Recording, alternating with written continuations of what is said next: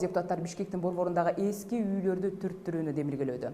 Атамекен фракциясынын депутаттары шаардын борбордук бөлүгүндө эски үйлөрдү түрттүрүп, ордуна жаңыларды куруу керек деген пикирде. Ага ылайык 96-жылга чейин курулган турак жайлар дал келип, үй ээлерине компенсациялар төлөнөт. Кыймылсыз мүлктү түрттүрүү деген жеке менчиктеги мүлктү мамлекеттин муктаждыгы үчүн муниципалдык менчикке өткөрүү болуп саналат. Өз кезегинде ал мүлк үчүн компенсация төлөнөт экен. Албетте түртүлөт деп жаткан үйлөр тууралуу дагы кошумча суроолорду демилгечи депутаттардын өздөрүнөн сурап көрөлүк деп чечтик. 11 каналында Жогорку кеңештин депутаты Эмил Токтошов. Эмил мырза, кош келипсиз биздин студияга.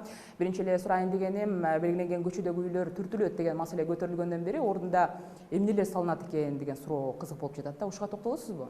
Саламатсыздарбы, урматтуу телекөрүүчүлөр. Бул мыйзам негизинде биз жергиликтүү калкка, Бишкектин муниципалдык кызматына ушул жерлерди жана эскирген үйлөрдү алардын закон түрүндө мамлекетке алынышын гана жасап бердик.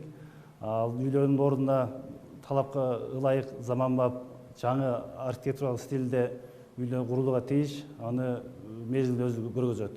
Жалпы мыйзам долбоорун айтсам, бул Атамекен фракциясынын бир канча депутаттардын демилгеси менен мыйзам долбоору жазылды. Бул мыйзамда бул Бишкектин ортосунда квадратта бир жагы Жибек жолу, бир жагы Карпинский, Линейный жана Молодая гвардия көчөлөрүнүн ортосундагы гана аянтка бул тийиштүү мыйзам. Өзүңүздөр билесиздер, азыр ушул аянтчанын ичинде илгери салынган мына эски үйлөр, илгерки ылай менен курулган үйлөр биздин шаардын көркүн бузуп, бир ыңгайсыз абалга келип атат.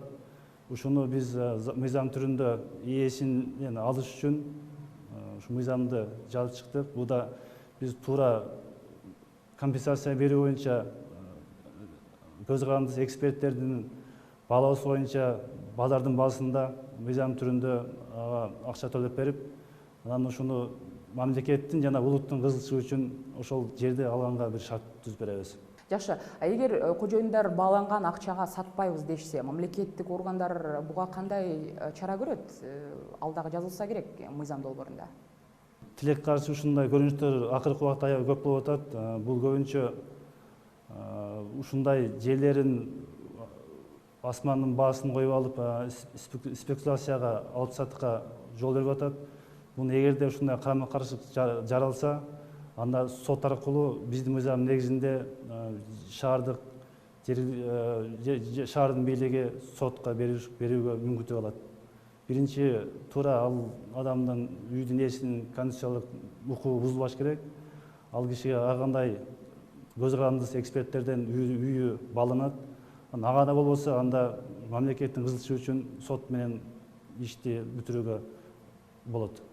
Коомдо мындай пикир пайда болду да, ошол үйлөр сатылган учурда дагы ошол жөнөкөй жарандар ал үйлөрдү сатып албайт депчи. Башкача айтканда, капчыктуу ишкерлер сатып алышы мүмкүн деп. Анан ал жерлер бизнес үчүн имараттар салынышы керек да. Себеби бизнесте багы акча айланышы керек дегендей.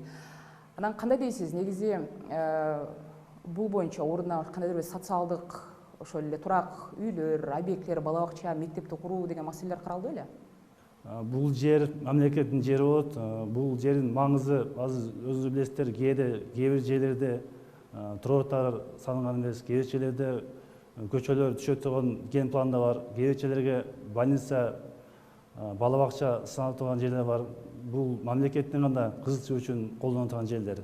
Эч кандай мамлекет кайра жерди алып кайра сатпайт, эч кандай жеке менчиктерге берилбейт. Бул элдин кызыкчылыгы үчүн, шаардын көркөмдүтүү үчүн, шаарды кеңейтүү үчүн, шаарга заманбап жаңы стилдеги курулуштарды куруу үчүн гана ушул мыйзам жол берет. Ушул мыйзам негизинде анан шаардын бийлиги ушул азыркы эски үйлөрдү, чатакташкан, чечилбеген үйлөрдү мыйзам түрүндө ала алышат. Рахмат сизге. Бишкектин айрым көчөлөрүндөгү эски үйлөрдүн түртүлүшү боюнча мыйзам долбоорунун айланасында биз демилгечи депутаттардын бири Эмил Токтошов менен 11 каналында баарлаштык.